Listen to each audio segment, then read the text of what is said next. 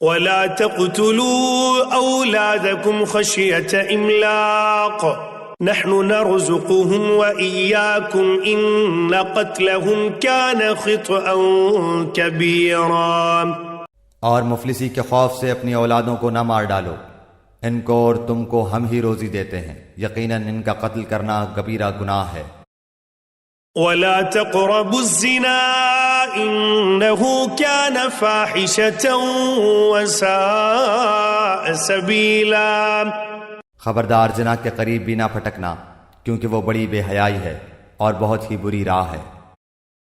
ولا تقتلوا النفس التي حرم الله إلا بالحق ومن قتل مظلوما فقد جعلنا لوليه سلطانا فلا يسرف في القتل إنه كان منصورا۔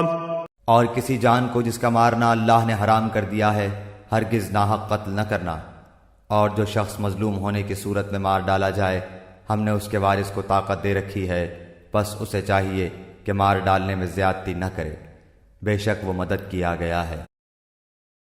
ولا تقربوا مال اليتيم إلا بالتي هي أحسن حتى يبلغ أشده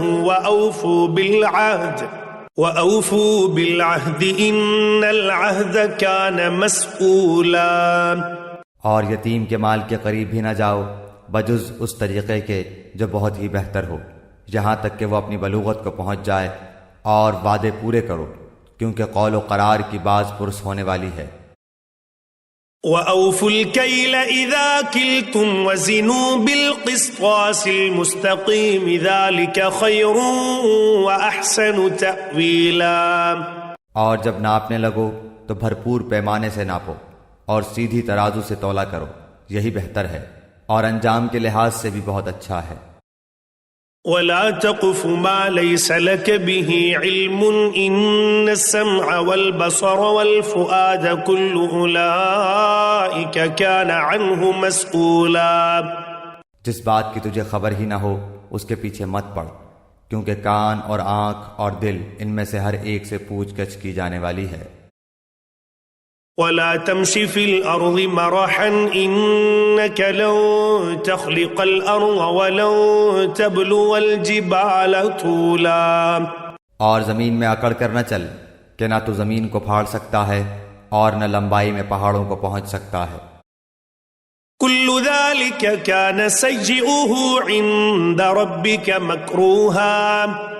ان سب کاموں کی برائی تیرے رب کے نزدیک سخت ناپسند ہے۔ ذلك مما أوحى إليك ربك من الحكمة ولا تجعل مع الله إلها آخر فتلقى في جهنم ملوما مدحورا۔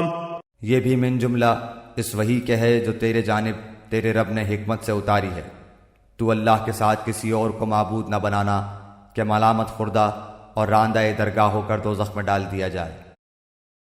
أفأصفاكم ربكم بالبنين واتخذ من الملائكة إناثا إنكم لتقولون قولا عظيما۔ کیا بیٹوں کے لیے تو اللہ نے تمہیں چھانٹ لیا اور خود اپنے لیے فرشتوں کو لڑکیاں بنا لی؟ بے شک تم بہت بڑا بول رہے ہو۔